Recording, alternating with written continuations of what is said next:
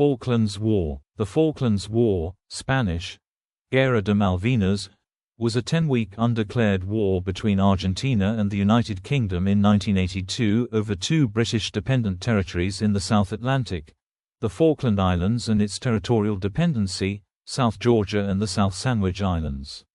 The conflict began on the 2nd of April 1982, when Argentina invaded and occupied the Falkland Islands, followed by the invasion of South Georgia the next day. On the 5th of April, the British government dispatched a naval task force to engage the Argentine Navy and Air Force before making an amphibious assault on the islands.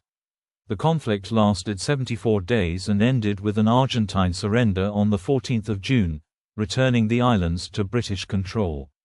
In total, 649 Argentine military personnel, 255 British military personnel, and 3 Falkland Islanders were killed during the hostilities. The conflict was a major episode in the protracted dispute over the territory's sovereignty. Argentina asserted, and maintains, that the islands are Argentine territory, and the Argentine government thus described its military action as the reclamation of its own territory. The British government regarded the action as an invasion of a territory that had been a crown colony since 1841. Falkland Islanders, who have inhabited the islands since the early 19th century, are predominantly descendants of British settlers, and strongly favour British sovereignty. Neither state officially declared war, although both governments declared the islands a war zone. The conflict had a strong effect in both countries and has been the subject of various books, articles, films, and songs. Patriotic sentiment ran high in Argentina, but the unfavorable outcome prompted large protests against the ruling military government, hastening its downfall and the democratization of the country. In the United Kingdom, the Conservative government, bolstered by the successful outcome, was re-elected with an increased majority the following year. The cultural and political effect of the conflict has been less in the UK than in Argentina, where it has remained a common topic for discussion. Diplomatic relations between the United Kingdom and Argentina were restored in 1989 following a meeting in Madrid, at which the two governments issued a joint statement. No change in either country's position regarding the sovereignty of the Falkland Islands was made explicit. In 1994, Argentina adopted a new constitution, which declared the Falkland Islands as part of one of its provinces by law. However, the islands continue to operate as a self-governing British overseas territory. Prelude. Failed diplomacy. In 1965, the United Nations called upon Argentina and the United Kingdom to reach a settlement of the sovereignty dispute. The UK Foreign and Commonwealth Office, FCO, regarded the islands as a nuisance and barrier to UK trade in South America. Therefore, while confident of British sovereignty, the FCO was prepared to cede the islands to Argentina. When news of a proposed transfer broke in 1968, elements sympathetic with the plight of the islanders were able to organize an effective parliamentary lobby to frustrate the FCO plans. Negotiations continued, but in general failed to make meaningful progress. The islanders steadfastly refused to consider Argentine sovereignty on one side, whilst Argentina would not compromise over sovereignty on the other. The FCO then sought to make the islands dependent on Argentina, hoping this would make the islanders more amenable to Argentine sovereignty. A communications agreement signed in 1971 created an air link, and later YPF, the Argentine oil company, was given a monopoly in the islands. In 1977, the British Prime Minister, James Callaghan, in response to heightened tensions in the region and the Argentine occupation of southern Thule, secretly sent a force of 2 frigates and a nuclear-powered submarine, HMS Dreadnought, to the South Atlantic, codenamed Operation Journeyman. It is unclear whether the Argentines were aware of their presence, but British sources state that they were advised of it through informal channels. Nevertheless, talks with Argentina on Falkland sovereignty and economic cooperation opened in December of that year, though they proved inconclusive. In 1980, a new UK Minister of State for Foreign Affairs, Nicholas Ridley, went to the Falklands trying to sell the islanders the benefits of a leaseback scheme, which met with strong opposition from the islanders. On his return to London in December 1980, he reported to Parliament but was viciously attacked at what was seen as a sellout. It was unlikely that leaseback idea would have progressed further anyway, since the British had sought a long-term lease of 99 years, whereas Argentina was pressing for a much shorter period of only 30 years. At a private committee meeting that evening, it was reported that Ridley said, "If we don't do something, they will invade. And there is nothing we could do." The Argentine junta, in the period leading up to the war, and, in particular, following the transfer of power between the military dictators General Jorge Rafael Videla and General Roberto Eduardo Viola late in March 1981, Argentina had been in the midst of devastating economic stagnation and large-scale civil unrest against the national reorganization process, the military junta that had been governing the country since 1976.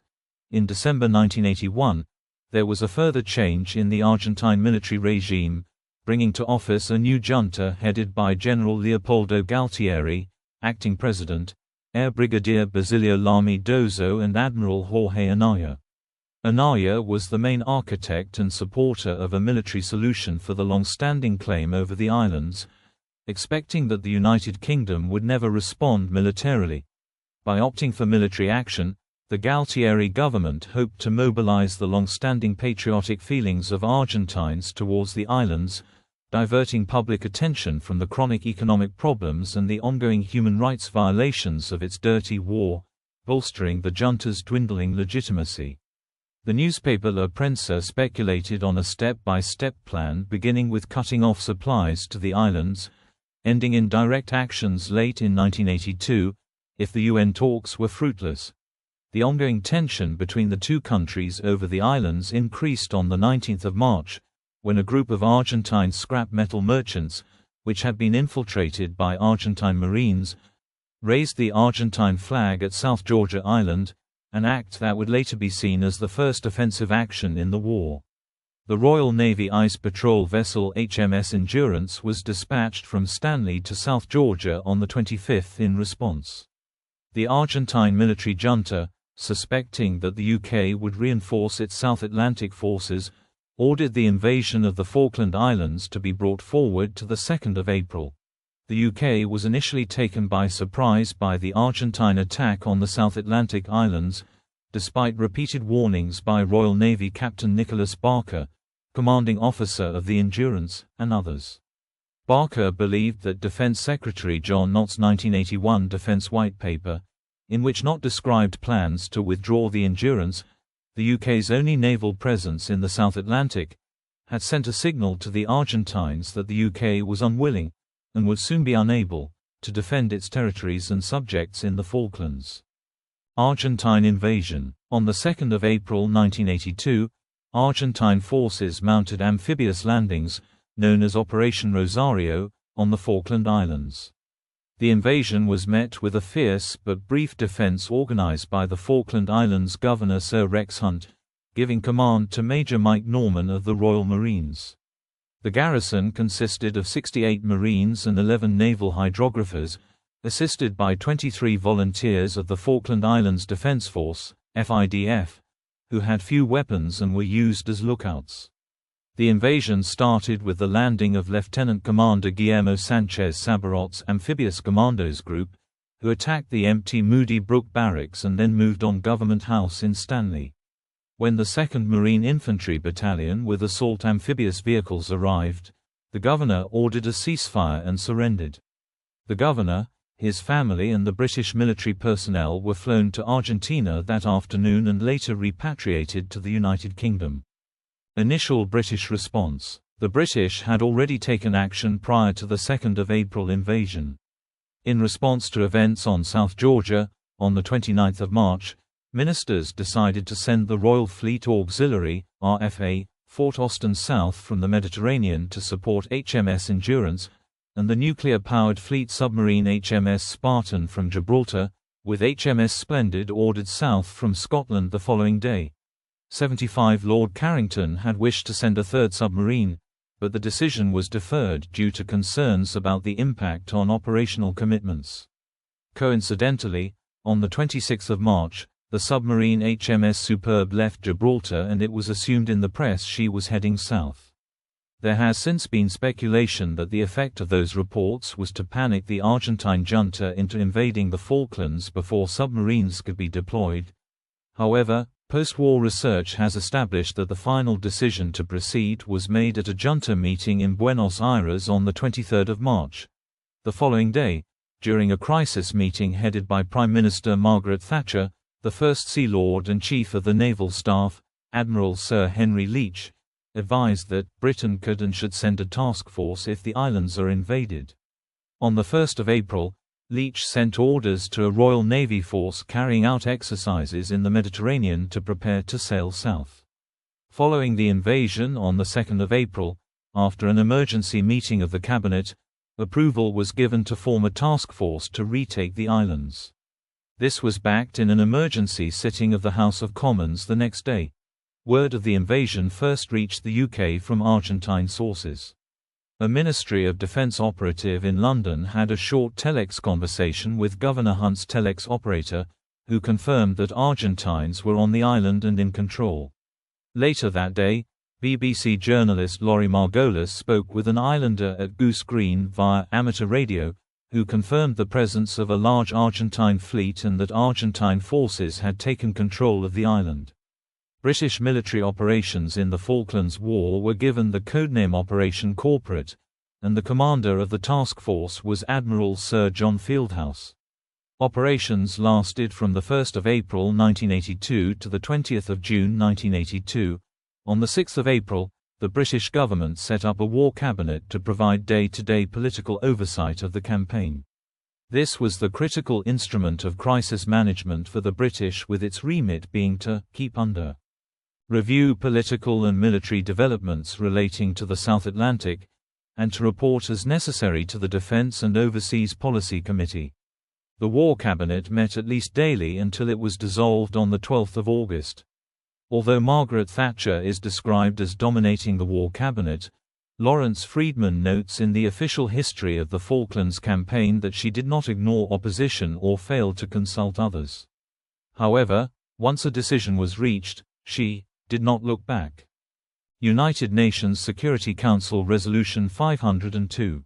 On the 31st of March 1982, the Argentine ambassador to the UN, Eduardo Roca, began attempting to garner support against a British military build-up designed to thwart earlier UN resolutions calling for both countries to resolve the Falklands disputes through discussion. 134 On the 2nd of April, the night of the invasion, a banquet was held at Roca's official residence for the U.S. ambassador to the UN, Jeane Kirkpatrick, and several high-ranking officials of the United States Department of State and the United States Department of Defense. This led British diplomats to view Kirkpatrick, who had earlier called for closer relationships with South American dictatorships, with considerable suspicion.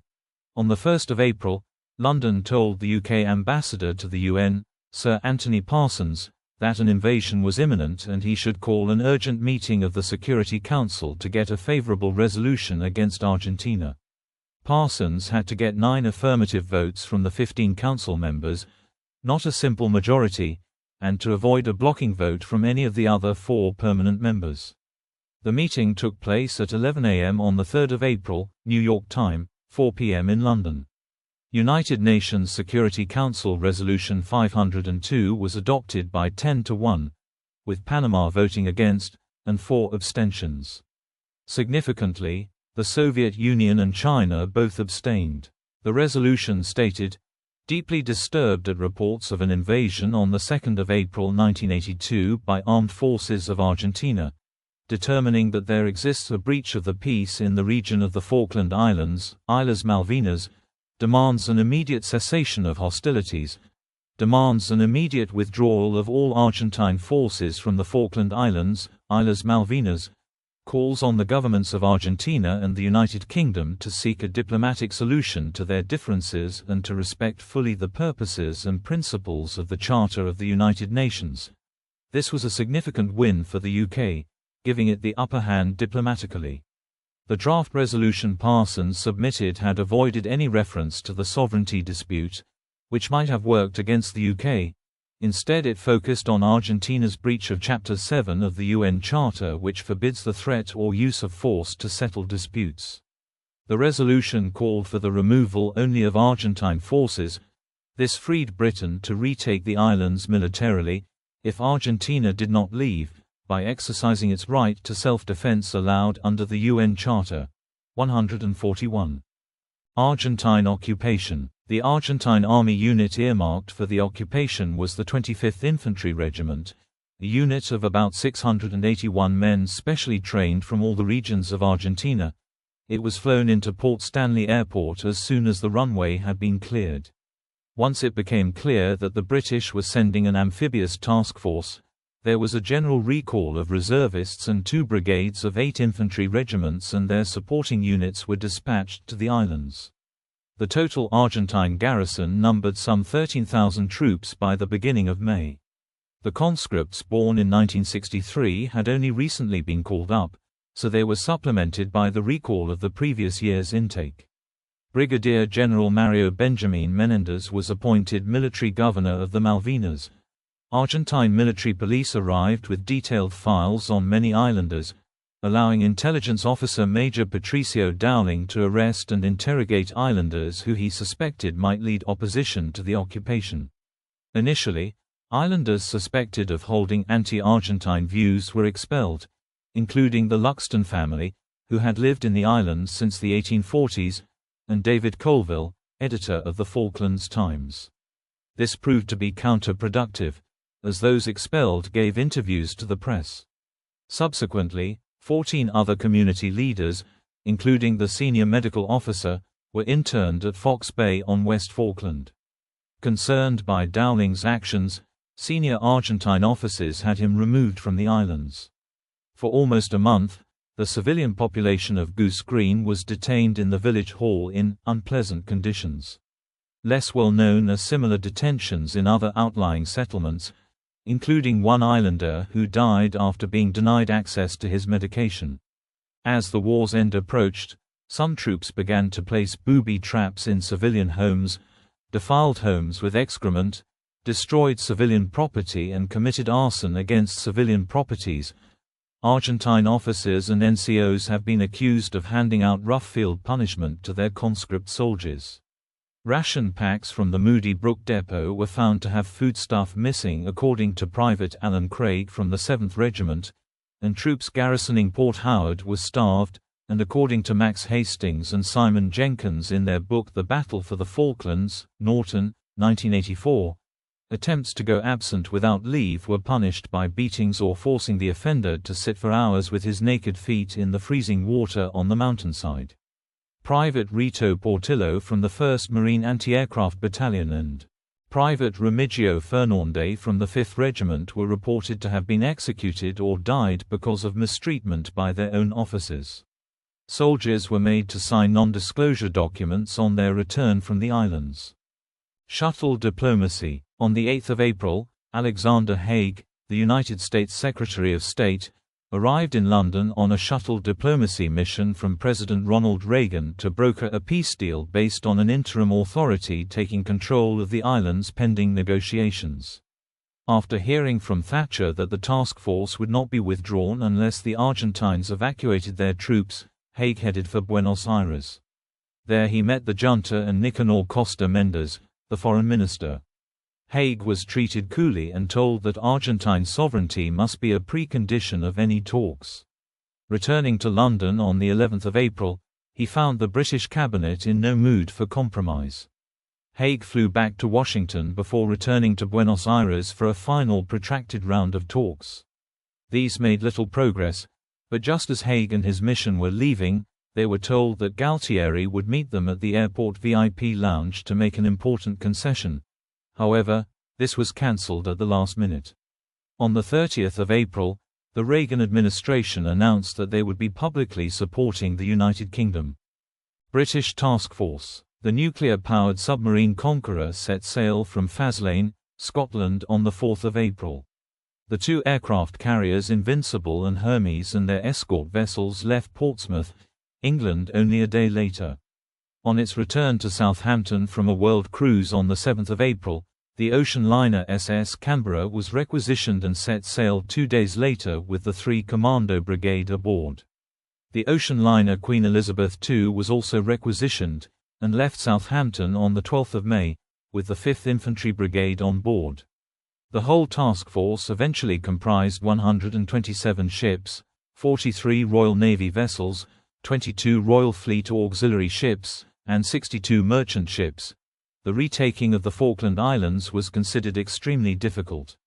The chances of a British counter-invasion succeeding were assessed by the U.S. Navy, according to historian Arthur L. Herman, as a military impossibility. Firstly, the British were significantly constrained by the disparity in deployable air cover. The British had 42 aircraft, 28 Sea Harriers and 14 Harrier GR.3s, available for air combat operations, against approximately 122 serviceable jet fighters, of which about 50 were used as air superiority fighters and the remainder as strike aircraft, in Argentina's air forces during the war. Crucially, the British lacked airborne early warning and control (AEW) aircraft. Planning also considered the Argentine surface fleet and the threat posed by Exocet-equipped vessels or the two Type 209 submarines. By mid-April, the Royal Air Force had set up an airbase on RAF Ascension Island, co-located with Wide Awake Airfield, on the mid-Atlantic British overseas territory of Ascension Island. They included a sizable force of Avro Vulcan BMK-2 bombers, Handley Page Victor KMK-2 refueling aircraft, and McDonnell Douglas Phantom FGR Mk-2 fighters to protect them. Meanwhile, the main British naval task force arrived at Ascension to prepare for active service. A small force had already been sent south to recapture South Georgia. Encounters began in April. The British task force was shadowed by Boeing 707 aircraft of the Argentine Air Force during their travel to the south. Several of these flights were intercepted by Sea Harriers outside the British-imposed total exclusion zone. The unarmed 707s were not attacked because diplomatic moves were still in progress and the UK had not yet decided to commit itself to armed force. On 23 April, a Brazilian commercial Douglas DC-10 from VARIG Airlines en route to South Africa was intercepted by British Harriers who visually identified the civilian plane. Recapture of South Georgia and the attack on Santa Fe. The South Georgia Force, Operation Paraquet, under the command of Major Guy Sheridan Room, consisted of Marines from 42 Commando, a troop of the Special Air Service, SAS, and Special Boat Service, SBS, troops who were intended to land as reconnaissance forces for an invasion by the Royal Marines, a total of 240 men. All were embarked on RFA Tidespring. First to arrive was the Churchill-class submarine HMS Conqueror on 19 April, and the island was overflown by a Handley Page Victor aircraft with radar mapping equipment on 20 April, to establish that no Argentine ships were in the vicinity. The first landings of SAS and SBS troops took place on 21 April, but an ill-advised mission to establish an SAS observation post on the Fortuna Glacier had to be withdrawn after 2 helicopters crashed in fog and high winds. On 23 April, a submarine alert was sounded and operations were halted, with Tidespring being withdrawn to deeper water to avoid interception. On 24 April, British forces regrouped and headed into attack. On 25 April, after resupplying the Argentine garrison in South Georgia, the submarine ARA Santa Fe was spotted on the surface by a Westland Wessex HAS Mk3 helicopter from HMS Antrim, which attacked the Argentine submarine with depth charges.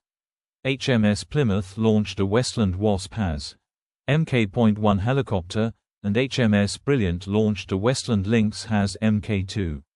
The Lynx launched a torpedo, and strafed the submarine with its pintle-mounted general-purpose machine gun. The Wessex also fired on Santa Fe with its GPMG. The Wasp from HMS Plymouth as well as 2 other Wasps launched from HMS Endurance fired AS-12 ASM antiship missiles at the submarine, scoring hits. Santa Fe was damaged badly enough to prevent her from diving. The crew abandoned the submarine at the jetty at King Edward Point on South Georgia. With Tidespring now far out to sea and the Argentine forces augmented by the submarine's crew, Major Sheridan decided to gather the 76 men he had and make a direct assault that day. After a short forced march by the British troops and a naval bombardment demonstration by two Royal Navy vessels, Antrim and Plymouth, the Argentine forces, a total of 190 men, surrendered without resistance to the Royal Marines. The message sent from the naval force at South Georgia to London was, "Be pleased to inform Her Majesty that the white ensign flies alongside the Union Jack in South Georgia. God save the Queen." The Prime Minister, Margaret Thatcher, broke the news to the media, telling them to "just rejoice at that news, and congratulate our forces and the Marines." Black Buck Raids. On the 1st of May, British operations on the Falklands opened with the Black Buck 1 attack, of a series of 5, on the airfield at Stanley. A Vulcan bomber from Ascension flew an 8,000 nautical mile, 15,000 kilometers, 9,200 miles, round trip, dropping conventional bombs across the runway at Stanley. The mission required repeated aerial refueling using several Victor K-2 tanker aircraft operating in concert, including tanker-to-tanker refueling. The overall effect of the raids on the war is difficult to determine.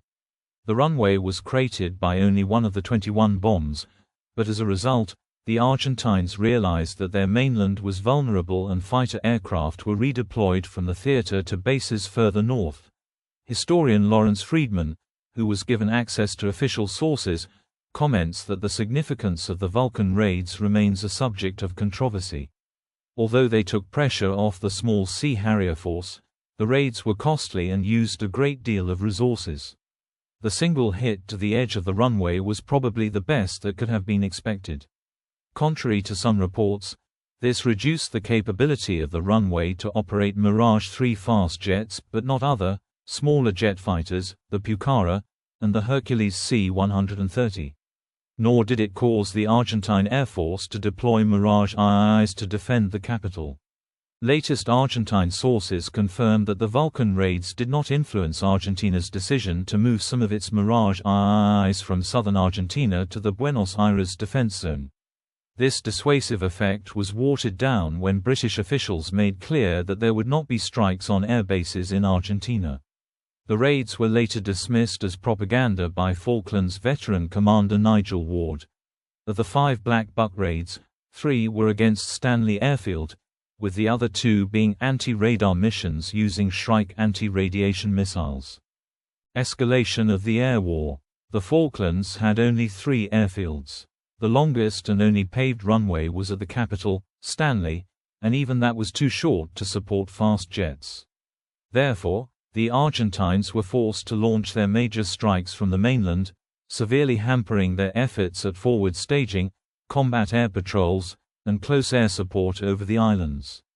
The effective loiter time of incoming Argentine aircraft was low, limiting the ability of fighters to protect attack aircraft, which were often compelled to attack the first target of opportunity, rather than selecting the most lucrative target. The first major Argentine strike force comprised 36 aircraft, A-4 Skyhawks, EI Daggers, English Electric Canberras, and Mirage 3 escorts, and was sent on the 1st of May, in the belief that the British invasion was imminent or landings had already taken place. Only a section of Group 06, flying IAI Dagger aircraft, found ships, which were firing at Argentine defenses near the islands. The Daggers managed to attack the ships and return safely. This greatly boosted the morale of the Argentine pilots, who now knew they could survive an attack against modern warships, protected by radar ground clutter from the islands and by using a late pop-up profile. Meanwhile, other Argentine aircraft were intercepted by Bay Sea Harriers operating from HMS Invincible. A Dagger and a Canberra were shot down.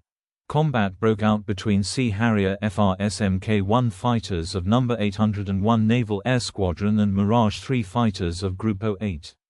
Both sides refused to fight at the other's best altitude, until 2 Mirages finally descended to engage.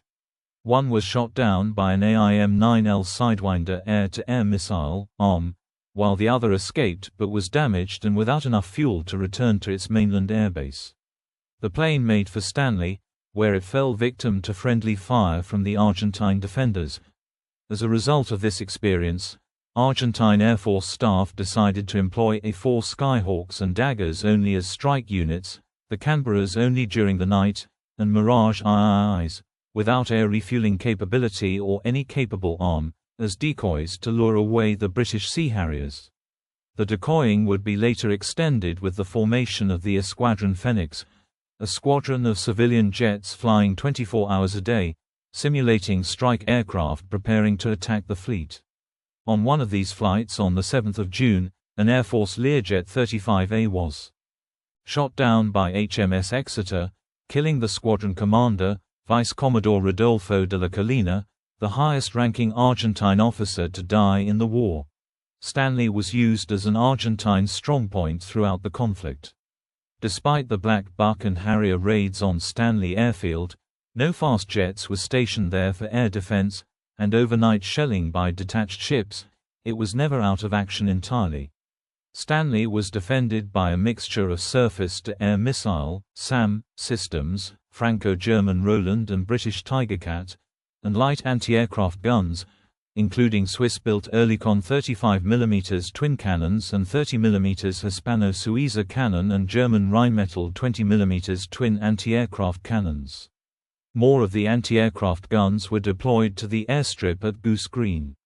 Lockheed Hercules transport night flights brought supplies, weapons, vehicles, and fuel, and airlifted out the wounded up until the end of the conflict.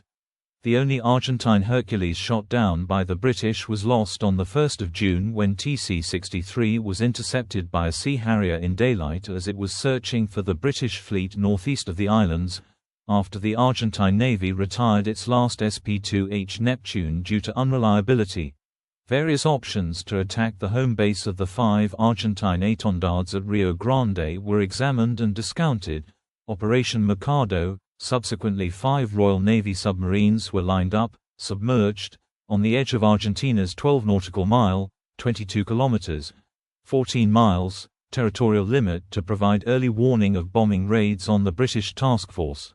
Operation Folklore was a plan to deploy 2 Canberra PR.9 aircraft of No. 39 Squadron RAF, disguised in Chilean Air Force markings, to the Chilean air base at Punta Arenas, with the intention of undertaking high-level photo reconnaissance flights over the Falklands. However, the Canberras had reached Belize when the operation was abandoned after part of the plan had been reported in the British press. Operation Acme was the deployment of a single Nimrod R-1 surveillance aircraft of No. 51 Squadron RAF to the Chilean base at Isla San Felix to gather signals intelligence from Argentinian forces in the Falklands. 3 sorties were conducted, the last on the 17th of May narrowly avoided being shot down by the Chileans, leading to the cancellation of the operation. More successful was Operation Fingent, the placement of a Marconi S-259 radar on high ground in Tierra del Fuego from where it could monitor movements at southern Argentinian air bases. The RAF crew wore civilian clothes in the guise of a sales team. Information was passed to Northwood and the task force by means of Operation Shuttle, a U.S.-supplied SATCOM system installed at the Chilean Air Force headquarters in Santiago and operated by 2 soldiers of the Royal Corps of Signals. Sinking of ARA General Belgrano. On the 30th of April, the British government had brought into force a 200 nautical miles, 370 kilometers, 230 miles, total exclusion zone, TES, to replace the previous maritime exclusion zone. Aircraft as well as ships of any nation were liable to be attacked inside it, if they were aiding the Argentine occupation.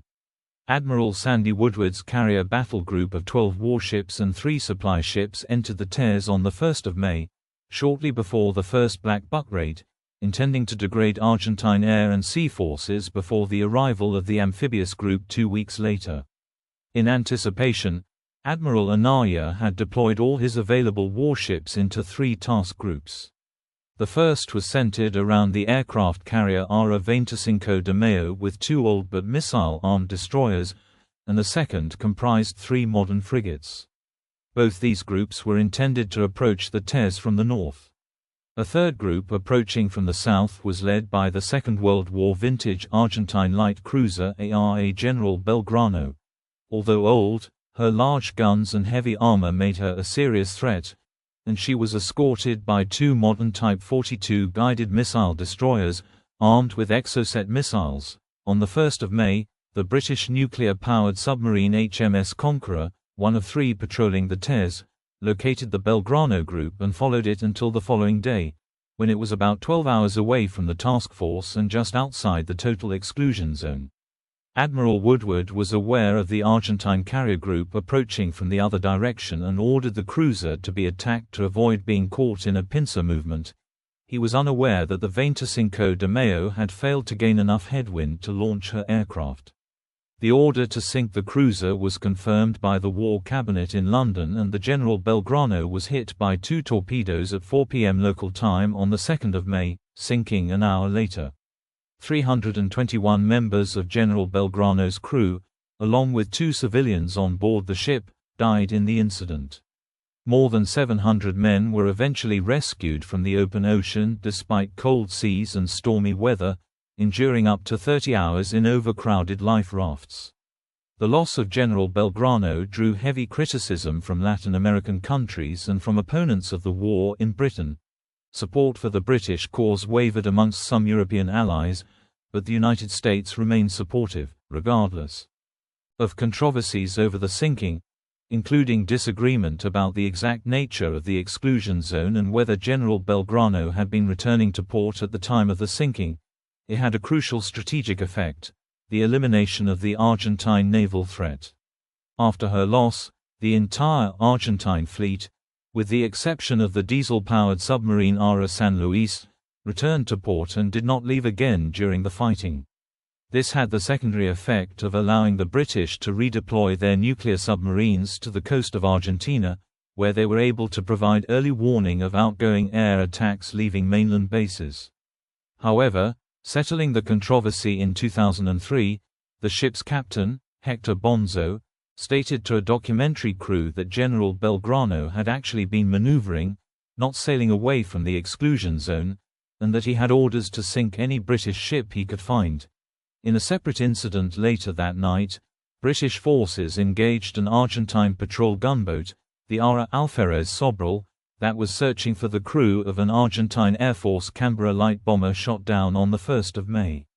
Two Royal Navy Lynx helicopters, from HMS Coventry and HMS Glasgow, fired 4 Sea Skua missiles at her. Badly damaged and with 8 crew dead, Alferez Sobral managed to return to Puerto Deseado 2 days later. The Canberra's crew were never found. Sinking of HMS Sheffield. On the 4th of May, 2 days after the sinking of General Belgrano, the British lost the Type 42 destroyer HMS Sheffield to fire following an Exocet missile strike from the Argentine 2nd Naval Air Fighter Attack Squadron. Sheffield had been ordered forward with 2 other Type 42s to provide a long-range radar and medium-high altitude missile picket far from the British carriers. She was struck amidships, with devastating effect, ultimately killing 20 crew members and severely injuring 24 others. The ship was abandoned several hours later, gutted and deformed by fires. For 4 days she was kept afloat for inspections and the hope that she might attract Argentine submarines which could be hunted by helicopter. The decision was then taken to tow her to Ascension, but while under tow by HMS Yarmouth, she finally sank east of the Falklands on the 10th of May. The incident is described in detail by Admiral Woodward in his book 100 Days, in Chapter 1. Woodward was a former commanding officer of Sheffield. The destruction of Sheffield, the first Royal Navy ship sunk in action since the Second World War, had a profound impact on the War Cabinet and the British public as a whole, bringing home the fact that the conflict was now an actual shooting war. Diplomatic activity. The tempo of operations increased throughout the first half of May as the United Nations attempts to mediate a peace were rejected by the Argentines. The final British negotiating position was presented to Argentina by UN Secretary-General Javier Pérez de Cuellar on 18 May 1982. In it, The British abandoned their previous red line that British administration of the islands should be restored on the withdrawal of Argentine forces, as supported by United Nations Security Council Resolution 502. Instead, it proposed a UN administrator should supervise the mutual withdrawal of both Argentine and British forces, then govern the islands in consultation with the representative institutions of the islands, including Argentines, although no Argentines lived there.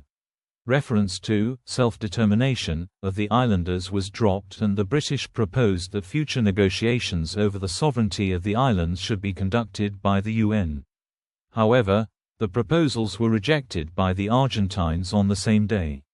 Special Forces operations. Given the threat to the British fleet posed by the Étendard-Exocet combination, plans were made to use C-130s to fly in SAS troops to attack the home base of the 5 Étendards at Rio Grande, Tierra del Fuego.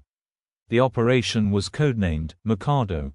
The operation was later scrapped, after acknowledging that its chances of success were limited, and replaced with a plan to use the submarine HMS Onyx to drop SBS Marines several miles offshore at night for them to make their way to the coast aboard rubber inflatables and proceed to destroy Argentina's remaining Exocet stockpile, which did not exist at their objective.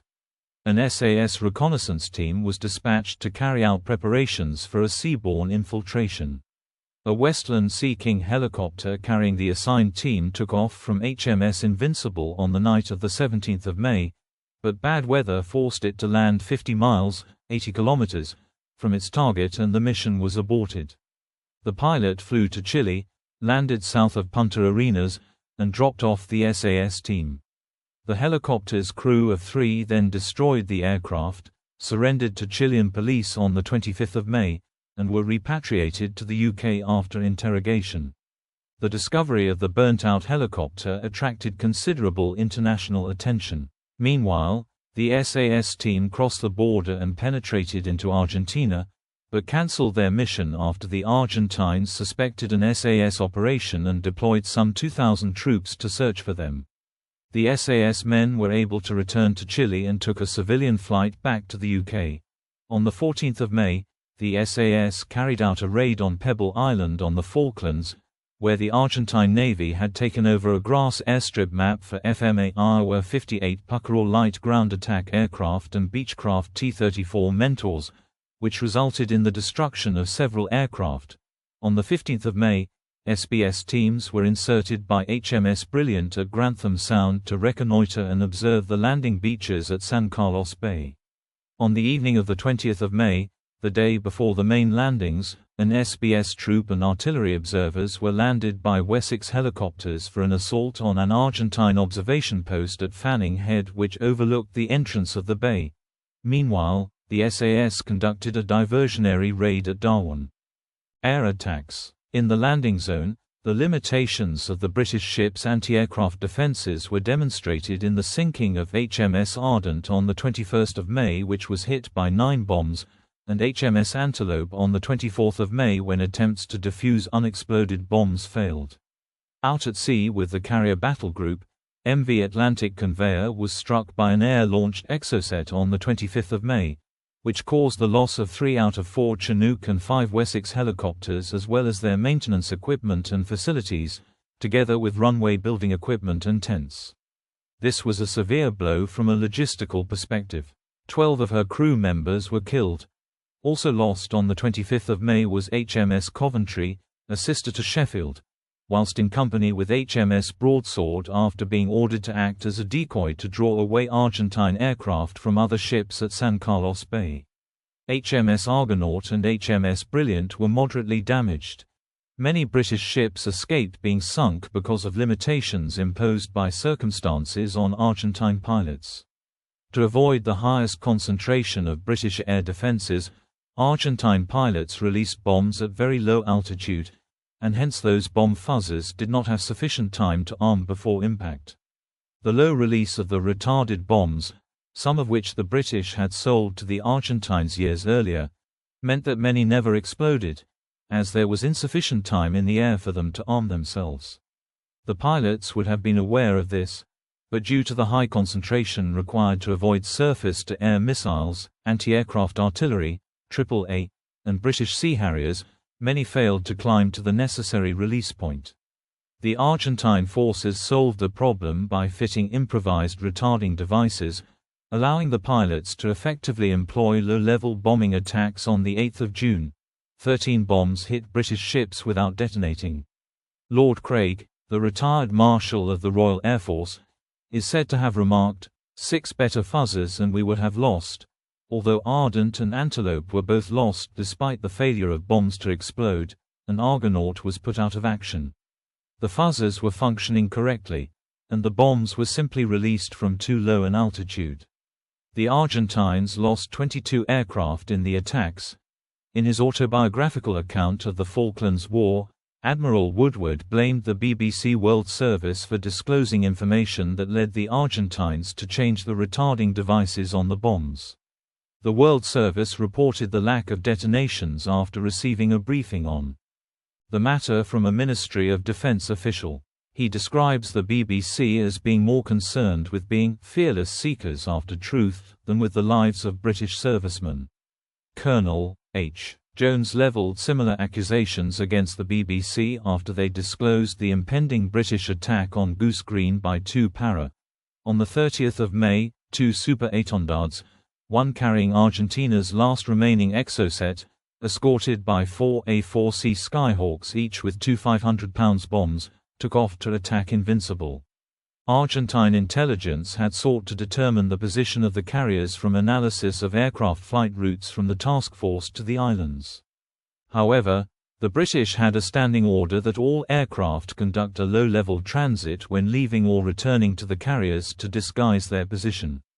This tactic compromised the Argentine attack, which focused on a group of escorts 40 miles (64 kilometers) south of the carrier group. 2 of the attacking Skyhawks were shot down by Sea Dart missiles fired by HMS Exeter, with HMS Avenger claiming to have shot down the Exocet missile with her 4.5 gun, although this claim is disputed. No damage was caused to any British vessels. During the war, Argentina claimed to have damaged Invincible and continues to do so, although no evidence of any such damage has been produced or uncovered.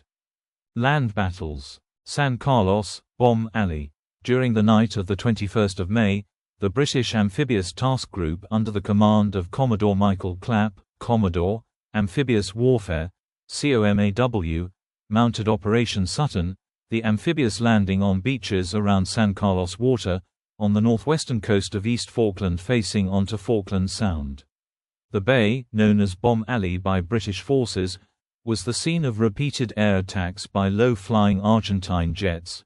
The 4,000 men of 3 Commando Brigade were put ashore as follows: 2nd Battalion, Parachute Regiment, 2 para, from the Ro-Ro Ferry Norland, and 40 Commando Royal Marines from the amphibious ship HMS Fearless were landed at San Carlos, Blue Beach. 3rd Battalion, Parachute Regiment, 3 para, from the amphibious ship HMS Intrepid was landed at Port San Carlos, Green Beach, and 45 Commando from RFA Stromness was landed at Ajax Bay, Red Beach.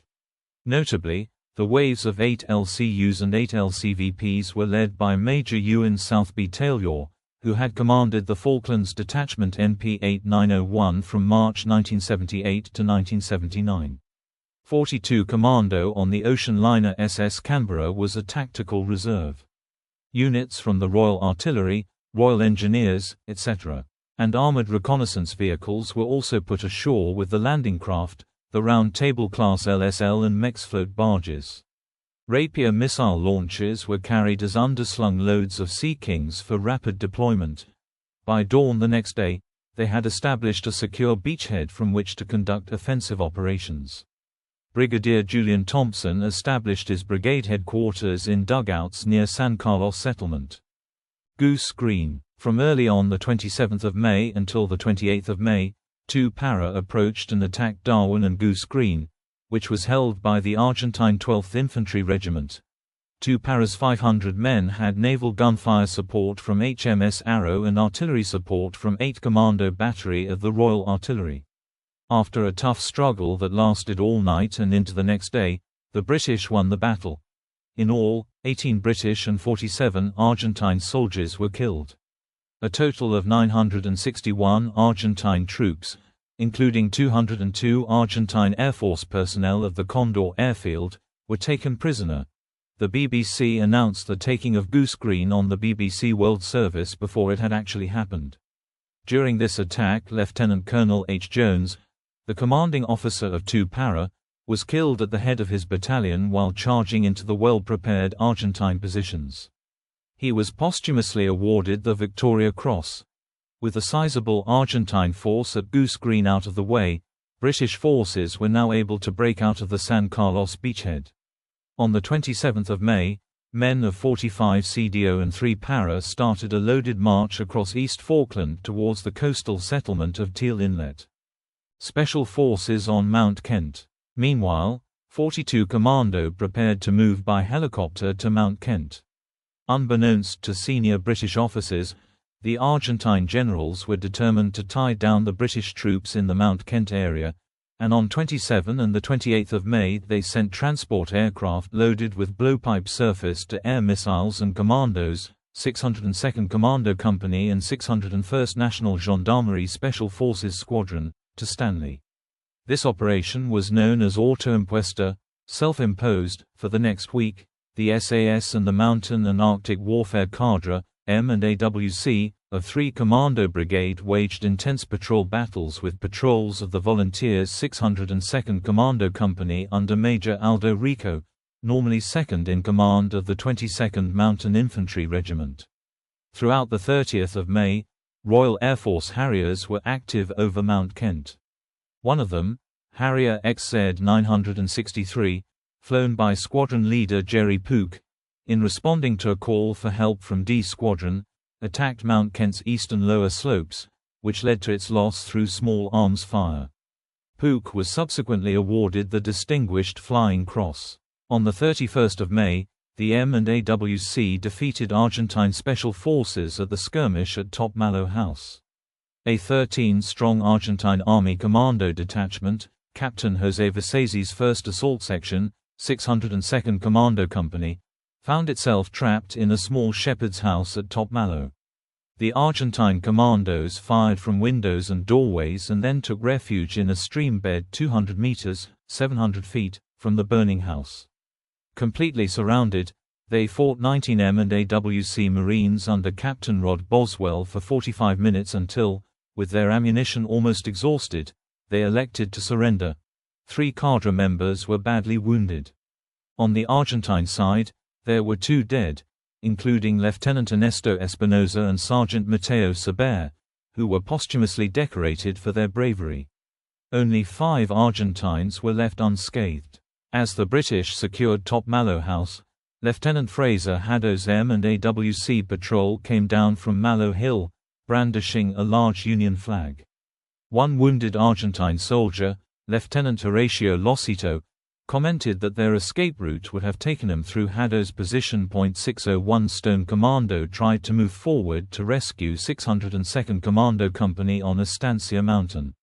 Spotted by 42 Commando, they were engaged with L-16 81mm mortars and forced to withdraw to Two Sisters Mountain. The leader of 602nd Commando Company on Estancia Mountain realized his position had become untenable and after conferring with fellow officers ordered a withdrawal.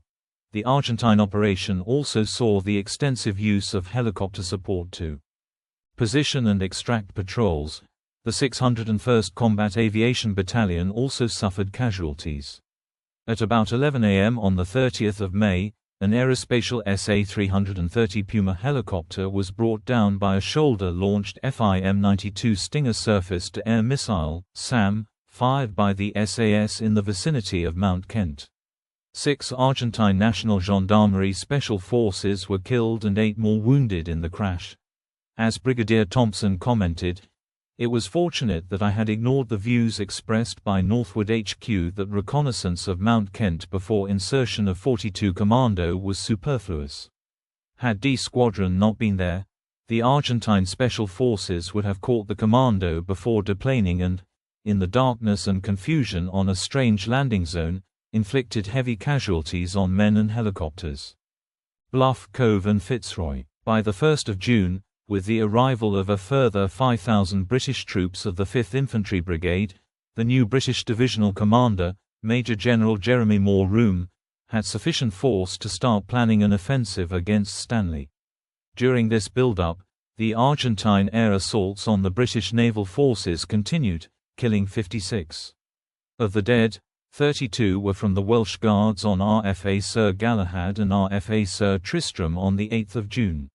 According to Surgeon Commander Rick Jolly of the Falklands Field Hospital, more than 150 men suffered burns and injuries of some kind in the attack, including Simon Weston. The Guards were sent to support an advance along the southern approach to Stanley. On the 2nd of June, a small advance party of 2 para moved to Swan Inlet House in a number of Army Westland Scout helicopters. Telephoning ahead to Fitzroy, they discovered that the area was clear of Argentines and, exceeding their authority, commandeered the one remaining RAF Chinook helicopter to frantically ferry another contingent of 2 para ahead to Fitzroy, a settlement on Port Pleasant, and Bluff Cove, a settlement on Port Fitzroy. This uncoordinated advance caused great difficulties in planning for the commanders of the combined operation, as they now found themselves with 30 miles (48 kilometers) of indefensible positions, strung along their southern flank. Support could not be sent by air as the single remaining Chinook was already heavily oversubscribed. The soldiers could march, but their equipment and heavy supplies would need to be ferried by sea. Plans were drawn up for half the Welsh Guards to march light on the night of the 2nd of June, whilst the Scots Guards and the second half of the Welsh Guards were to be ferried from San Carlos Water in the landing ship Logistics, LSL, Sir Tristram and the landing platform dock, LPD, Intrepid on the night of the 5th of June. Intrepid was planned to stay one day and unload itself and as much of Sir Tristram as possible, leaving the next evening for the relative safety of San Carlos. Escorts would be provided for this day, after which Sir Tristram would be left to unload using a mexfloat, a powered raft, for as long as it took to finish. Political pressure from above to not risk the LPD forced Commodore Michael Clapp to alter this plan. 2 lower-value LSLs would be sent, but with no suitable beaches to land on, Intrepid's landing craft would need to accompany them to unload. A complicated operation across several nights with Intrepid and her sister ship Fearless sailing halfway to dispatch their craft was devised. The attempted overland march by half the Welsh Guards failed, possibly as they refused to march light and attempted to carry their equipment. They returned to San Carlos and landed directly at Bluff Cove when Fearless dispatched her landing craft. Sir Tristram sailed on the night of the 6th of June and was joined by Sir Galahad at dawn on the 7th of June. Anchored 1,200 feet (370 meters) apart in Port Pleasant, the landing ships were near Fitzroy, the designated landing point. The landing craft should have been able to unload the ships to that point relatively quickly, but confusion over the ordered disembarkation point, the first half of the Guards going direct to Bluff Cove, resulted in the senior Welsh Guards infantry officer aboard insisting that his troops should be ferried the far longer distance directly to Port Fitzroy, Bluff Cove. The alternative was for the infantrymen to march via the recently repaired Bluff Cove Bridge, destroyed by retreating Argentine combat engineers, to their destination, a journey of around 7 miles, 11 kilometers. There are conflicting accounts of the causes for the delay in disembarking the Welsh Guards contingent. One narrative posits that on Sir Galahad's stern ramp there was an argument about what to do. The officers on board were told that they could not sail to Bluff Cove in daylight. They were told that they had to get their men off ship and onto the beach as soon as possible as the ships were vulnerable to enemy aircraft. It would take 20 minutes to transport the men to shore using the LCU and mexfloat. They would then have the choice of walking the 7 miles to Bluff Cove or wait until dark to sail there. The officers on board said that they would remain on board until dark and then sail. They refused to take their men off the ship. They possibly doubted that the bridge had been repaired due to the presence on board Sir Galahad of the Royal Engineer Troop whose job it was to repair the bridge. The Welsh Guards were keen to rejoin the rest of their battalion, who were potentially facing the enemy without their support. They had also not seen any enemy aircraft since landing at San Carlos and may have been overconfident in the air defenses. Royal Marines Major Ewan Southby Taylor gave a direct order for the men to leave the ship and go to the beach. The order was ignored. However, a contemporary Royal Navy report, partially declassified in 2024, throws into question the validity of this account. The investigative report states that, at no time was a direct order to disembark given by a superior officer. Additionally, it is claimed that Sir Tristram, although receiving signals advising of Sir Galahad's arrival, failed to pass these on to the officers responsible for her unloading, who had not been warned of the arrival of the ship, nor of the nature of her cargo. No preparation had been made for the timely offload of the new arrival.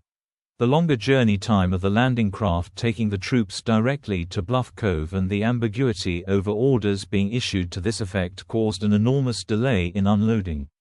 This had disastrous consequences, since the ships were visible to Argentine troops on Mount Harriet, some 10 miles (16 kilometers) distant. Without escorts, having not yet established their air defense, and still almost fully laden, the two LSLs in Port Pleasant were sitting targets for 8 Argentine A-4 Skyhawks.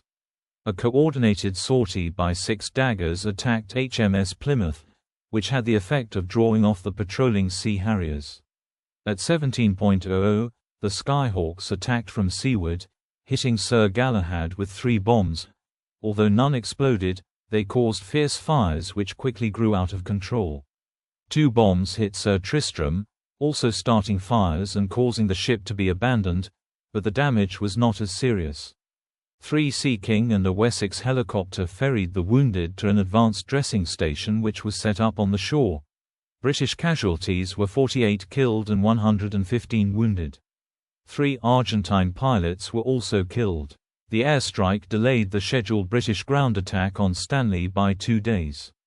The British casualties amounted to 2 infantry companies, but it was decided not to release detailed casualty figures because intelligence indicated that Argentine commanders believed that a much more severe reverse had been inflicted. However, the disaster at Port Pleasant, although often known as Bluff Cove, would provide the world with some of the most sobering images of the war, as ITV News video showed helicopters hovering in thick smoke to winch survivors from the burning landing ships.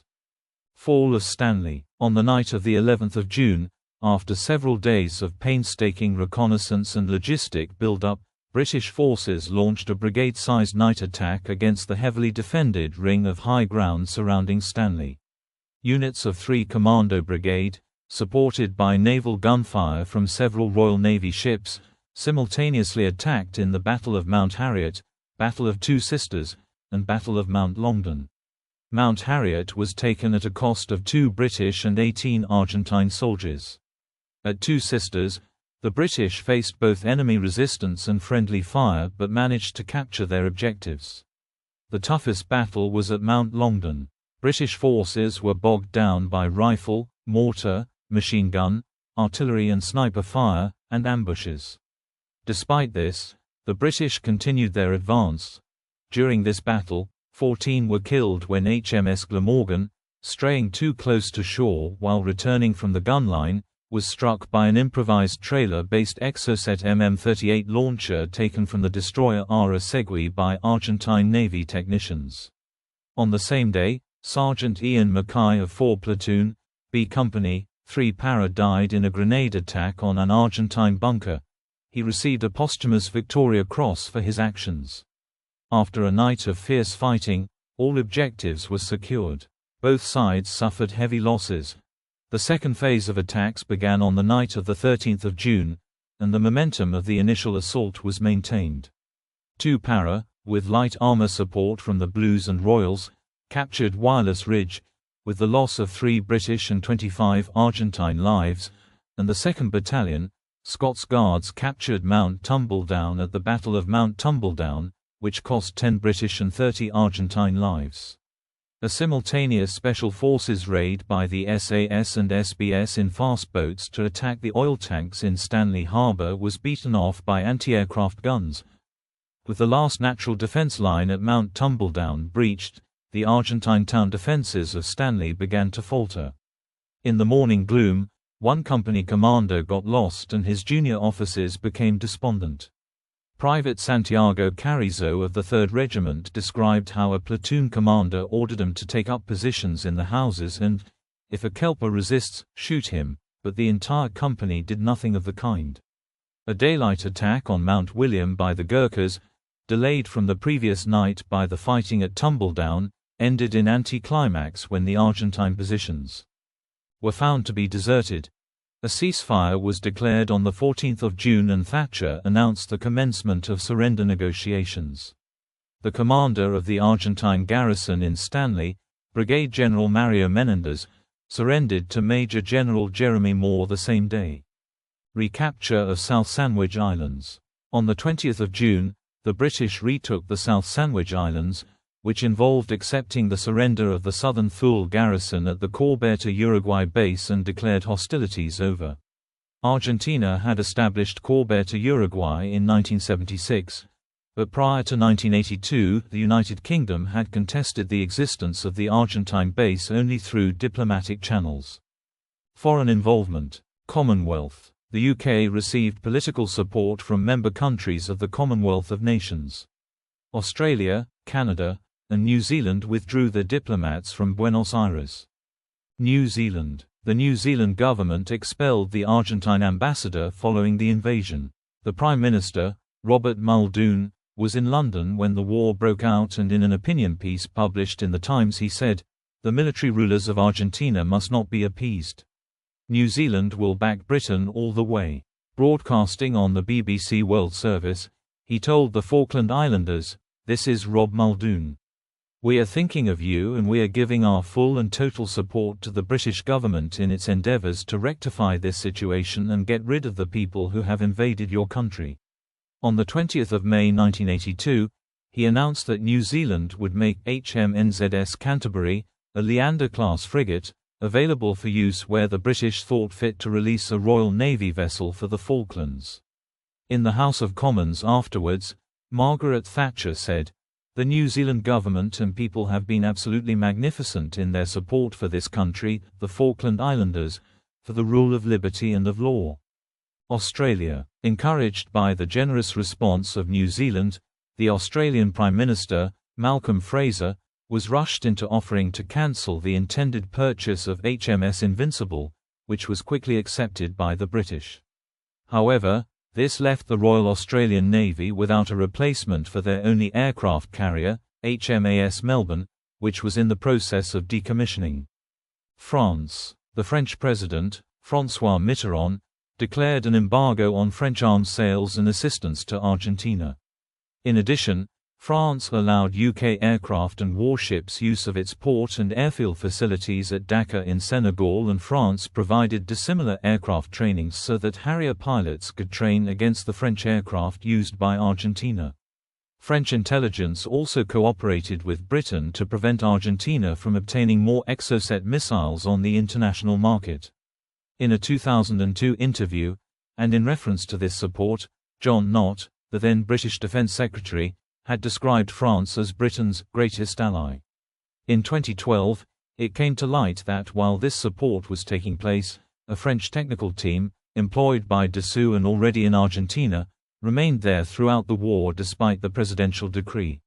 The team had provided material support to the Argentines, identifying and fixing faults in Exocet missile launches. John Nott said he had known the French team was there, but said its work was thought not to be of any importance. An advisor to the then French government denied any knowledge at the time that the technical team was there. The French DGSE did know the team was there as they had an informant in the team, but decried any assistance the team gave. It's bordering on an act of treason, or disobedience to an embargo.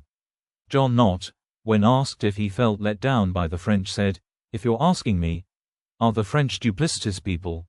The answer is, of course they are, and they always have been." 4 Exocet missiles that had been ordered by Peru were prevented by the French government from being delivered by air and, after pressure from Britain who suspected that they would be passed on to Argentina, delayed their release to a Peruvian ship until the conflict was over. United States. Declassified cables show the United States both felt that Thatcher had not considered diplomatic options and feared that a protracted conflict could draw the Soviet Union on Argentina's side. The U.S. initially tried to mediate an end to the conflict through shuttle diplomacy, but when Argentina refused the American peace overtures, U.S. Secretary of State Alexander Haig announced that the United States would prohibit arms sales to Argentina and provide material support for British operations. Both houses of the U.S. Congress passed resolutions supporting the American action siding with the United Kingdom. The U.S. provided the United Kingdom with 200 Sidewinder missiles for use by the Harrier jets, 8 Stinger surface-to-air missile systems, Harpoon anti-ship missiles and mortar bombs. On Ascension Island, the underground fuel tanks were empty when the British task force arrived in mid-April 1982, and the leading assault ship, HMS Fearless, did not have enough fuel to dock when it arrived off the island. The United States diverted a supertanker to replenish both the fuel tanks of ships at anchor there and the storage tanks on the island with approximately 2 million U.S. gallons, 7,600,000 L, 1,700,000 imp gal, of fuel. The Pentagon further committed to providing additional support in the event that the war dragged on into the Southern Hemisphere's winter. In that scenario, the U.S. committed tanker aircraft to support Royal Air Force missions in Europe, releasing RAF aircraft to support operations over the Falklands. The United States allowed the United Kingdom to use American communication satellites for secure communications between submarines in the Southern Ocean and Naval HQ in Britain.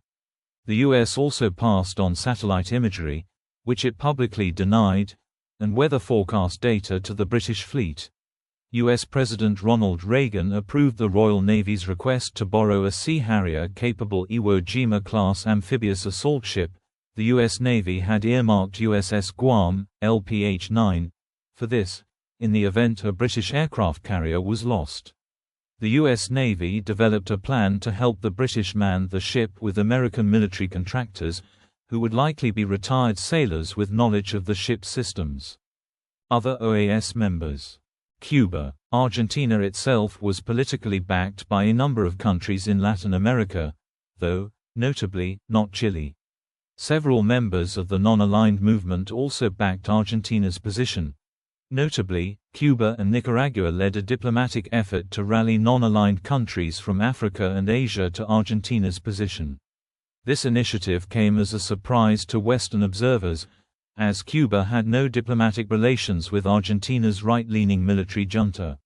British diplomats complained that Cuba had cynically exploited the crisis to pursue its normalization of relations with Latin American countries. Argentina eventually resumed relations with Cuba in 1983. Brazil did so in 1986. According to Leicester-Coltman, Cuban President Fidel Castro offered to send troops to reinforce the Argentine garrison in the Falklands and to deploy the Cuban submarine fleet to attack British warships en route to the South Atlantic. Peru. Peru attempted to purchase 12 Exocet missiles from France, to be delivered to Argentina in a failed secret operation. Peru also openly sent Mirages, pilots and missiles, to Argentina during the war. That nation also supplied the Argentine forces with 40 STRELA-2M shoulder-launched surface-to-air missile launchers and 3 experienced operators to help train in the use of those weapons. Peru had earlier transferred 10 Hercules transport planes to Argentina soon after the British task force had set sail in April 1982. Nick van der Biel records that, after the Argentine defeat at Goose Green, Venezuela and Guatemala offered to send paratroopers to the Falklands. Chile. At the outbreak of the war, Chile was in negotiations with Argentina for control over the Beagle Channel and feared Argentina would use similar tactics to secure the channel. During this conflict, Argentina had already rejected 2 attempts at international mediation and tried to exert military pressure on Chile with an operation to occupy the disputed territory. Considering the situation, Chile refused to support the Argentine position during the war and gave support to the UK in the form of intelligence about the Argentine military and early warning intelligence on Argentine air movements. Throughout the war, Argentina was afraid of a Chilean military intervention in Patagonia and kept some of its best mountain regiments away from the Falklands near the Chilean border as a precaution. The Chilean government also allowed the United Kingdom to requisition the refueling vessel RFA Tidepool, which Chile had recently purchased and which had arrived at Arica in Chile on 4 April. The ship left port soon afterwards, bound for Ascension Island through the Panama Canal and stopping at Curaçao en route. Brazil. At the end of May, Brazilian authorities allowed FAA Boeing 707s to refuel at Recife International Airport carrying arms shipments from Libya. When the British Embassy in Brasilia became aware of this, the British Secret Intelligence Service devised a plan to sabotage the next flight on the ground, but diplomatic pressure on the Brazilian government to observe their legal duties as a neutral country resulted in no further flights being accepted. On 3 June, an RAF Vulcan returning from a black buck raid on the Falklands, was forced to make an emergency landing at Rio de Janeiro International Airport after damage to its refueling probe prevented it returning to Ascension Island. The Vulcan and her crew were interned and released 7 days later, although an unused Shrike missile that the aircraft had been carrying was retained. Soviet Union. The Soviet Union described the Falklands as a disputed territory, recognizing Argentina's ambitions over the islands, and called for restraint on all sides. Soviet media frequently criticized the UK and US during the war. Significantly, however, the Soviet Union refrained from vetoing and thus made possible UN Security Council Resolution 502 demanding the immediate withdrawal of all Argentine troops from the Falklands. However, the Soviet Union mounted some clandestine logistics operations to assist the Argentines. Days after the invasion by the Argentine forces, the Soviets launched additional intelligence satellites into low Earth orbit covering the southern Atlantic Ocean. Conflicting reports exist on whether Soviet ocean surveillance data might have played a role in the sinking of HMS Sheffield and HMS Coventry. Spain. Spain's position was one of ambiguity, underpinning the basic dilemma of the Spanish foreign policy regarding the articulation of relationships with Latin America and European communities. On 2 April 1982, the Council of Ministers issued an official note defending principles of decolonization and against the use of force. Spain abstained in the vote of UN Security Council Resolution 502, a position that Spanish UN Representative Jaime de Piniers justified by pointing out that the resolution did not mention the underlying problem of decolonization. The Spanish stance throughout the conflict contrasted with those of the countries in its immediate vicinity, EEC members and Portugal. Spanish authorities also foiled a covert attack by the Argentine Naval Intelligence Service on a British warship at Gibraltar, code-named Operation Algeciras. 3 frogmen, recruited from a former anti-government insurgent group, were to plant mines on a ship's hull. The divers traveled to Spain through France, where French security services noted their military diving equipment and alerted their Spanish counterparts. They were covertly monitored as they moved from the Argentine embassy in Madrid to Algeciras, where they were arrested on 17 May by the Guardia Civil and deported. Portugal. Portugal supported its long-standing ally Britain, and the facilities of the Azores were offered to the Royal Navy. EEC. The European Economic Community provided economic support by imposing economic sanctions on Argentina. In a meeting on Good Friday, 9 April, at the Egmont Palace, the EEC Political Committee proposed a total import ban from Argentina. Belgium, Denmark, Greece, Luxembourg and Ireland agreed immediately. France, Germany and the Netherlands were persuaded before the meeting ended. Italy, which had close cultural ties with Argentina, consented on the next day. Other countries. Ireland. Ireland's position altered during the war. As a rotating member of the United Nations Security Council, it supported Resolution 502. However, on 4 May, the Fianna Fáil government led by Charles Hawkey decided to oppose EEC sanctions and called for a ceasefire. Hawkey justified this as complying with Irish neutrality. Historians have suggested it was an opportunistic appeal to anti-British sentiment and reaction to Hawkeyes being sidelined during the 1981 Republican hunger strike. The strain on British-Irish relations eased when Hawkeyes' government fell in November 1982. Israel. According to the book Operation Israel, advisors from Israel Aerospace Industries were already in Argentina and continued their work during the conflict. The book also claims that Israel sold weapons and drop tanks to Argentina in a secret operation via Peru. Sierra Leone. The government of Sierra Leone allowed British task force ships to refuel at Freetown. The Gambia. VC-10 transport aircraft landed at Banjul in the Gambia while flying between the UK and Ascension Island. Libya. Through Libya, under Muammar Gaddafi, Argentina received 20 launchers and 60 SA-7 missiles, which Argentina later described as not effective, as well as machine guns, mortars and mines.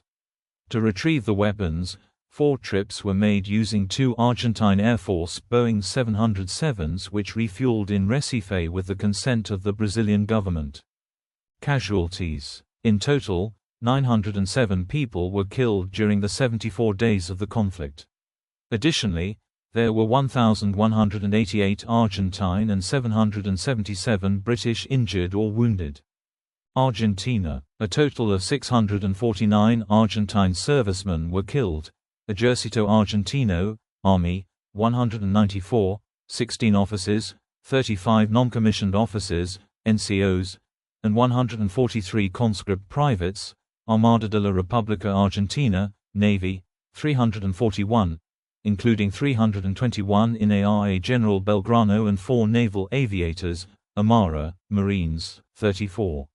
Fuerza Aérea Argentina, Air Force, 55, including 31 pilots and 14 ground crew.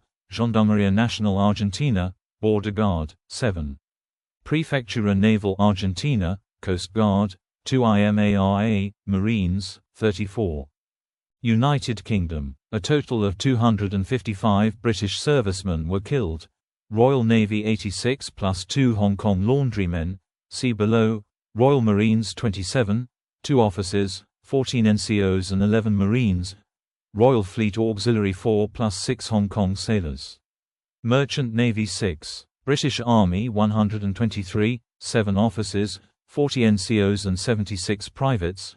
Royal Air Force 1, 1 officer. Of the 86 Royal Navy personnel, 22 were lost in HMS Ardent, 19 plus 1 lost in HMS Sheffield, 19 plus 1 lost in HMS Coventry and 13 lost in HMS Glamorgan. 14 naval cooks were among the dead, the largest number from any one branch in the Royal Navy. 33 of the British Army's dead came from the Welsh Guards, 32 of whom died on the RFA Sir Galahad in the Bluff Cove air attacks, 21 from the 3rd Battalion, the Parachute Regiment, 18 from the 2nd Battalion, the Parachute Regiment, 19 from the Special Air Service, 3 each from Royal Signals and Royal Army Medical Corps and 8 from each of the Scots Guards and Royal Engineers.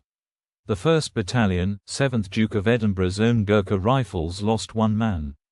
Civilians. 3 civilians on the Falkland Islands were accidentally killed by British shelling during the night of the 11th or the 12th of June. It was also reported that HMS Brilliant, on an anti-submarine patrol, detected and torpedoed 3 whales by accident. Red Cross Box. Before British offensive operations began, the British and Argentine governments agreed to establish an area on the high seas where both sides could station hospital ships without fear of attack by the other side. This area, a circle 20 nautical miles in diameter, was referred to as the Red Cross Box, 48 degrees 30 feet S 53 degrees 45 feet W, and located about 45 miles, 72 kilometers, north of Falkland Sound. Ultimately, the British stationed 4 ships, HMS Hydra, HMS Hecla and HMS Herald and the primary hospital ship SS Uganda, within the box, while the Argentines stationed 3, Ara Almirante Irizar, Ara Bahia Paraíso and Puerto Deseado. The hospital ships were non-warships converted to serve as hospital ships. The 3 British naval vessels were survey vessels and Uganda was a passenger liner. Almirante Irizar was an icebreaker, Bahia Paraíso was an Antarctic supply transport and Puerto Deseado was a survey ship. British and Argentine vessels operating within the box were in radio contact and there was some transfer of patients between hospital ships. For example, the Uganda transferred patients to an Argentine hospital ship on 4 occasions. Hydra worked with Hecla and Herald to take casualties from Uganda to Montevideo, Uruguay, where a fleet of Uruguayan ambulances met them. RAF VC-10 aircraft then flew the casualties to the UK for transfer to the Princess Alexandra Hospital at RAF Rawton, near Swindon. Throughout the conflict, officials of the International Committee of the Red Cross, ICRC, conducted inspections to verify that all concerned were abiding by the rules of the Geneva Conventions. Argentine naval officers also inspected the British casualty ferries in the estuary of the River Plate. Aftermath. This brief war brought many consequences for all the parties involved. Besides the considerable casualty rate and large materiel loss, especially of shipping and aircraft, relative to the deployed military strengths of the opposing sides, in the United Kingdom, Margaret Thatcher's popularity increased. The success of the Falklands campaign was widely regarded as a factor in the turnaround in fortunes for the Conservative government, who had been trailing behind the SDP Liberal alliance in the opinion polls for months before the conflict began. Following the success in the Falklands, the Conservatives returned to the top of the opinion polls by a wide margin and went on to win the following year's general election by a landslide. Subsequently, Defense Secretary Nott's proposed cuts to the Royal Navy were abandoned. The islanders had full British citizenship restored in 1983. Their quality of life improved through investments made by the UK after the war and by economic liberalisation that had been stalled for fear of angering Argentina. In 1985, a new constitution was enacted, promoting self-government which has continued to devolve power to the islanders. The result of the 2013 Falkland Islands sovereignty referendum was 99.8% of the electorate voting for the islands to remain a British territory, with a voter turnout of 92%. In Argentina, defeat in the Falklands War meant that a possible war with Chile was avoided. Further, Argentina returned to a democratic government in the 1983 general election, the first free general election since 1973. It also had a major social impact, destroying the military's image as the moral reserve of the nation that they had maintained through most of the 20th century. A detailed study of 21,432 British veterans of the war commissioned by the UK Ministry of Defence found that between 1982 and 2012, 95 had died from intentional self-harm and events of undetermined intent, suicides and open verdict deaths, a proportion lower than would be expected within the general population over the same period. However, a study of British combat veterans conducted 5 years after the conflict found that half of the sample group had suffered some symptoms of post-traumatic stress disorder, PTSD, while 22% were assessed to have the complete syndrome. Fortress Falklands. In the immediate aftermath of the conflict, the British government embarked on a long-term policy of providing the islands with a viable military garrison, known informally as Fortress Falklands. Initially, an aircraft carrier was kept in the area until the runway at Stanley Airport could be improved to take conventional RAF fighters. A permanent military complex with a runway designed to take long-haul airliners was constructed in the south of East Falkland, RAF Mount Pleasant, which opened in 1985. An associated deep-water port at Mare Harbour was also constructed. A small military outpost was established at King Edward Point on South Georgia, but it was closed in 2001. Military analysis. Militarily, the Falklands conflict remains one of the largest air-naval combat operations between modern forces since the end of the Second World War. As such, it has been the subject of intense study by military analysts and historians. Significant takeaways include the vulnerability of surface ships to anti-ship missiles and submarines, the challenges of coordinating logistical support for long-distance projections of power, and reconfirmation of the importance of tactical air power, including helicopters. In 1986, the BBC broadcast the Horizon programme in the wake of HMS Sheffield, which discussed lessons learned from the conflict, and measures taken to implement them, such as incorporating greater stealth capabilities and providing better close-in weapon systems for the fleet. The principal British military responses to the Falklands War were the measures adopted in the December 1982 Defence White Paper. Memorials. There are several memorials on the Falkland Islands themselves, the most notable of which is the 1982 Liberation Memorial, unveiled in 1984 on the second anniversary of the end of the war. It lists the names of the 255 British military personnel who died during the war and is located in front of the Secretariat building in Stanley, overlooking Stanley Harbour.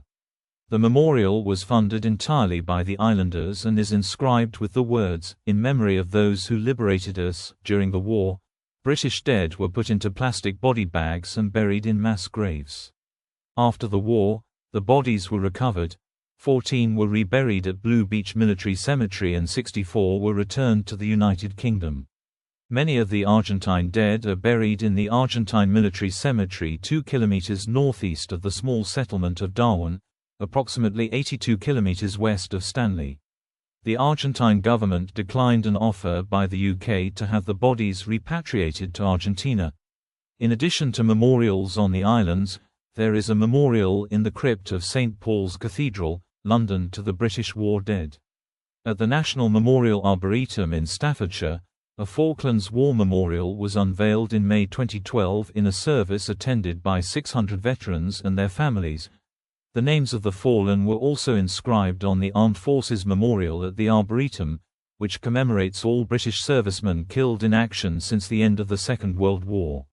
A memorial to the seamen of the Merchant Navy who died in the war stands at the Tower Hill Memorial in Trinity Square Gardens, London. A memorial to the Royal Marines, known as the Yompa, was unveiled by Margaret Thatcher in 1992 outside the former Eastney Barracks near Portsmouth. The Falkland Islands Memorial Chapel at Pangbourne College was opened in March 2000 as a commemoration of the lives and sacrifice of all those who served and died in the South Atlantic in 1982. In Argentina, there are many memorials, museums and murals all over the country. The most important are a cenotaph at Plaza San Martin in Buenos Aires, and a memorial in Ushuaia, declared national monument. Minefields. In 2011, there were 113 uncleared minefields plus unexploded ordnance, UXOs, covering an area of 13 kilometers to 3,200 acres on the Falkland Islands. Of this area, 5.5 kilometers to 1,400 acres on the Mural Peninsula were classified as being suspected minefields. The area had been heavily pastured for 25 years without incident.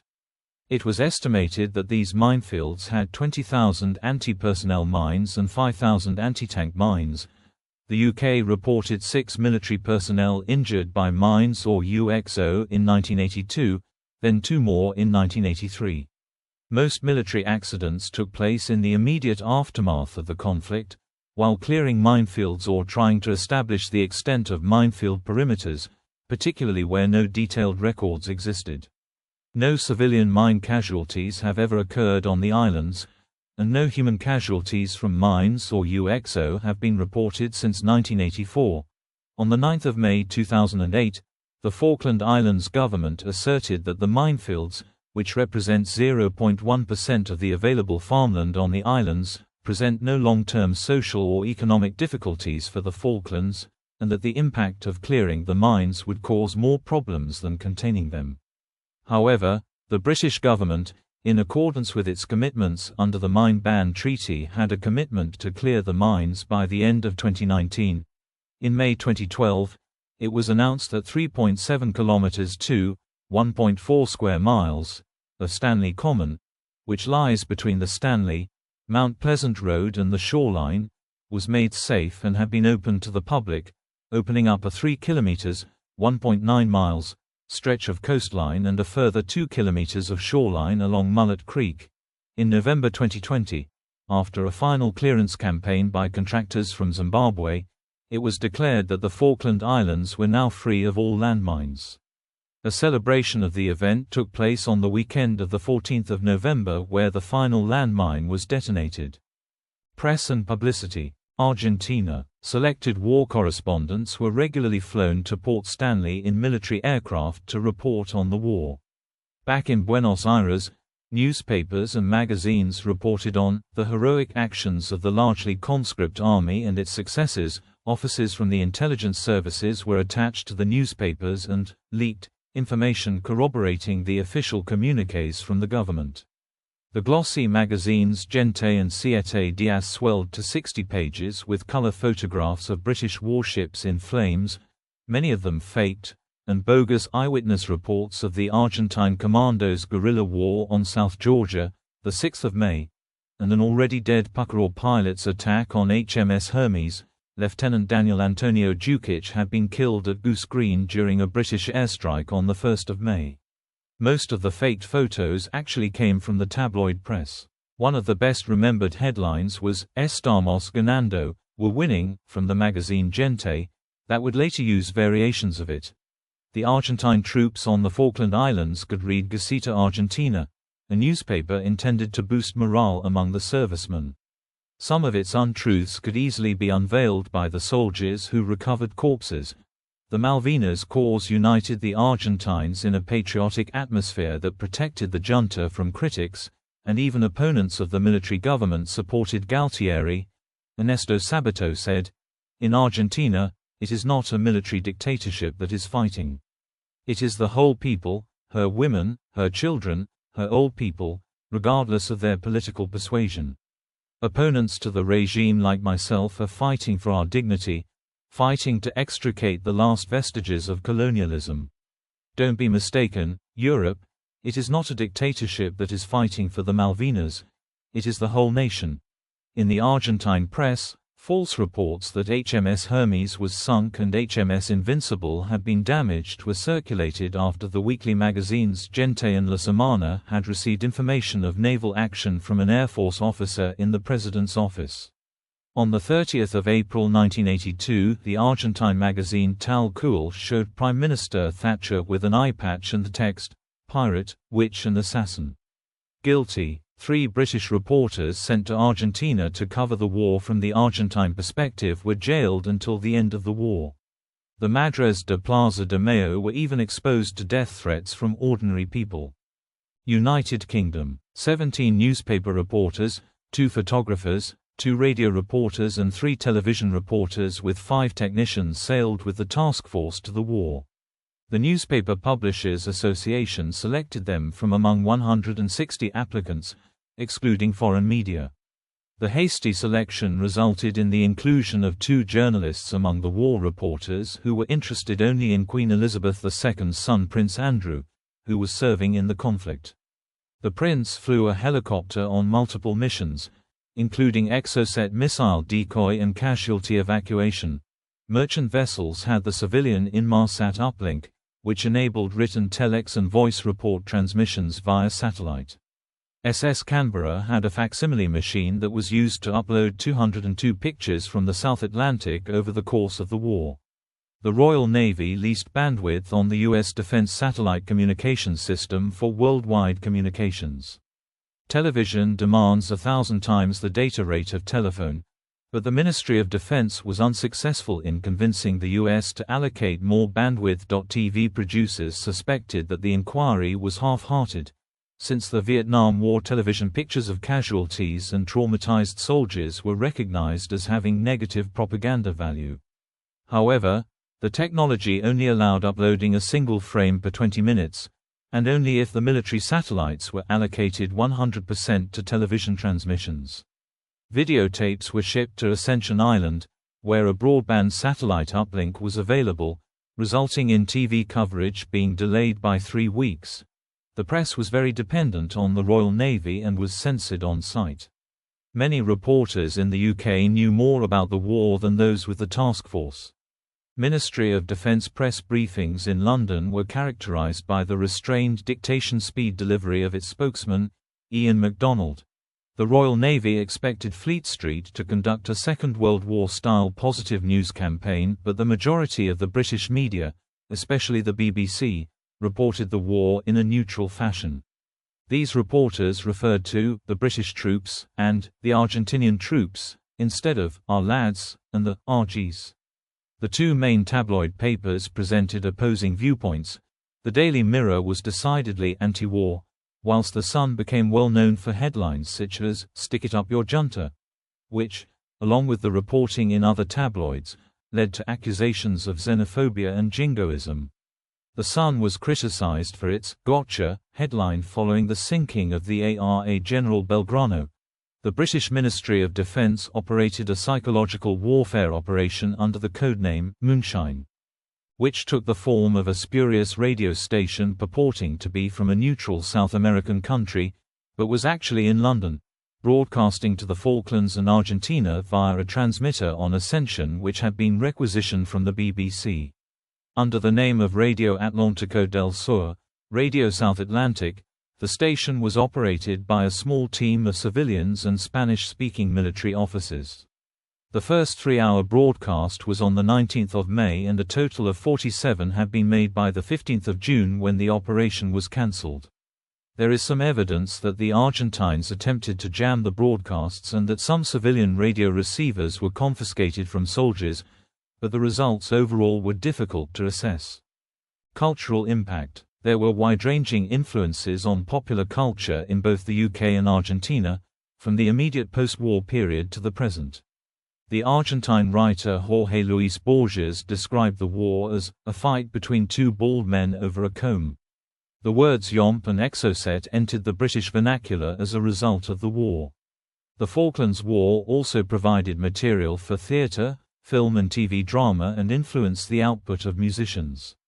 In Argentina, the military government banned the broadcasting of music in the English language, giving way to the rise of local rock musicians, like the famous Trova Rosarina movement, as well as solo musicians such as Charlie Garcia, Luis Alberto Spinetta, Fito Páez and Gustavo Santaolalla.